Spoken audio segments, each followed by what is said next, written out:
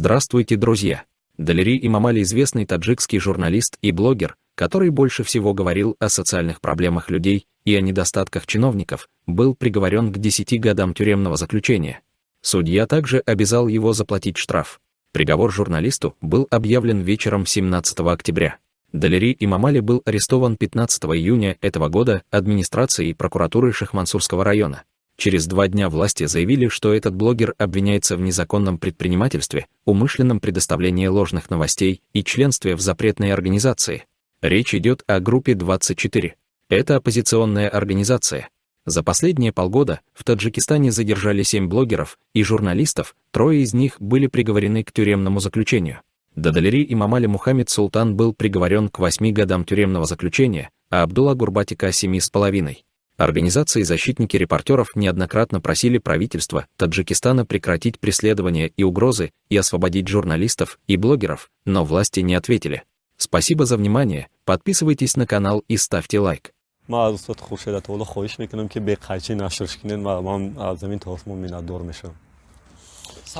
سوالی که بسیاری هم میپرسند و در سرشون دارند و شاید وقتی که یک جا جمع میشوند اون سوال میپرسند دلیر چی میخواد با این قدر ویدیو کردن اعتراض کردن و این قدر ناراضگی دلیر چی میخواد؟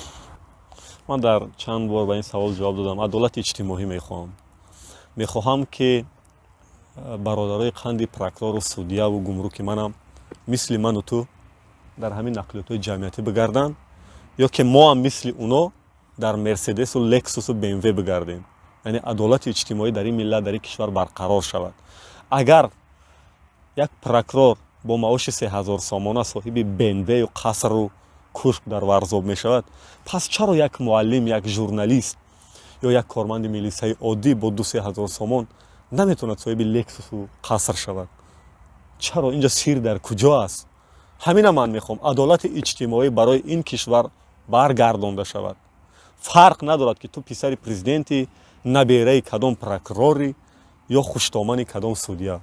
همه در یک زندگی داشته باشد که امروز پرزیدنت کشور اگر آش میخورد، در دوردستترین دهه پنجم یک دهقان باید آش خورد. همین از دعوای من که عدالت اجتماعی برقرار شود. دیگه یک کشوری بابلون اگر در یاد داشته باشه چین یک دولت بله در تاریخ گذشته است. بله شما یک چنین کشور میخواهید؟ برای چی در نیمی دنیا خود همه گونه زندگی میکنن؟ نیمی دنیا همه گونه کشور دارن.